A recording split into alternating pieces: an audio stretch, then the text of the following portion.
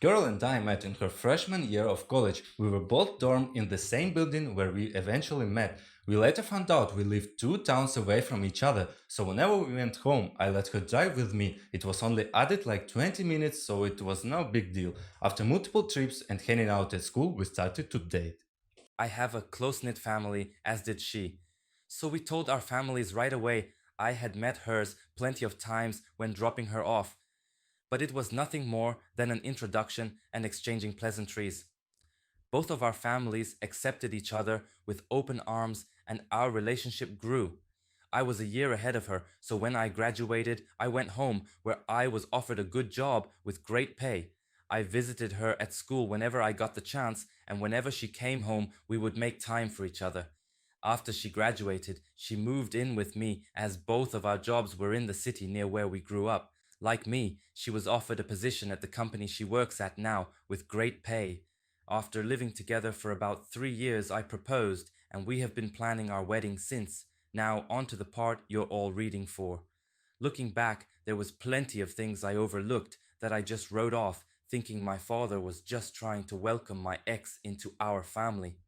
Things like my father calling her all the time, and if I was around, they would just tell me they were talking about the upcoming family party or something along those lines. One time, Elle was in the shower and her phone rang. I seen it was my dad, so I answered. When he realized it was me, he sounded both upset and surprised that I picked up. I then asked, "What's up?" He responded that he wanted to talk to Elle about my mother's birthday that was in a week, and after a minute, we ended the call. Even typing this out now, I feel like an idiot for not seeing it sooner. On the day I found out it was like any other day, Elle had Thursdays off, so she made breakfast for both of us. When I set out for work, she gave me a kiss and told me to have a great day. During my drive to work, I realized I had forgotten some paperwork I would need for a meeting I had at 3 p.m. I shrugged it off and told myself I would just go home at lunch to get it. Elle texted me throughout the day, talking about all the casual stuff. A couple talks about, like, what do you want for dinner? I did the laundry, do you want me to hang it up for you? Blah, blah, blah. I didn't think it necessary to text her. I was coming home for lunch, so when it came around, I just left work and went home. When I got home, I noticed a car that looked like my father's in our parking lot, but I didn't think anything of it and just parked and went into our building. When I opened the door, I was met with a scene out of a movie where a man comes home early and catches his spouse cheating, such a cliche. There was a trail of clothes, both his and hers, leading to my bedroom, and the sound of faint moans echoed through my apartment. I stood at the door in utter shock. My brain was a mix of rage, sadness, and disgust, but if you were a fly on my wall, you would see what looked like a statue. I just couldn't move. When I finally snapped to, not knowing how much time had passed, I took out my phone to record.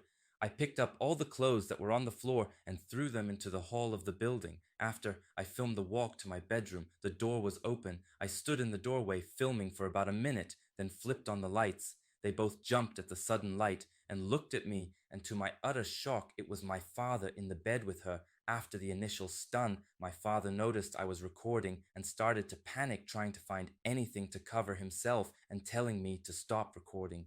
He found a towel and wrapped it around himself and started to walk toward me. I told him, "If you don't want to get hurt, stop coming to me." He either didn't care or didn't hear me and reached for my phone. I hit him square on the jaw. His head bounced off the door and slumped to the ground. Elle shrieked. I aimed the camera at Elle and said, "Concerned about your fucky buddy, but nothing to say to your fiance." My father woke up after about a minute nap, and I told them I just needed to come pick something up for work, so I'm heading back now. If either of you pieces of you are here, when I get back, I'll send this video to everyone you know. I ended the video, looked at my dad, who was still coming to, and said, "You're dead to me, you're no longer my father, but you might want to go home and talk to mom because I'll be talking to her very soon." I sat in my car for a while until one of the bosses at work called to ask where I was. I told her I was on my way back right now. When I got to her office to hand her the paperwork, I must have looked awful because she started asking what was wrong with me. I told her it was nothing and I'd be okay. I could see her scanning me up and down, and she noticed some blood on my collar and stood up, rushed to me, and said, "You're bleeding." I looked down and said it was my father's.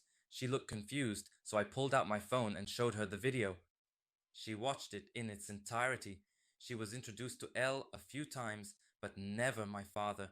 She sat there silent for a moment until it finally clicked that my fiancée was cheating on me, but not only was she cheating, it was with my father. She asked if there was anything she could do, suggesting I take some time off, but I told her I can't go back there right now, that I just need a minute and I'd be fine for the meeting and I have another shirt in my office. The meeting went over fine. I put on a smile for everyone like nothing had happened. My boss came up to me after the meeting and asked how I could do that, but I just said I don't know and went to my office. I then came home and I was alone for the first time in a very long time. Thank you for reading. I'm sorry I carried on so much, but it was therapeutic getting everything down. I just don't know what to do. I defiantly need to get the hell out of this apartment. I just can't live here anymore, and there's no possible way I'm sleeping in that bed. I know not only do I have to go get checked out, I for STDs, but I think I broke something in my hand.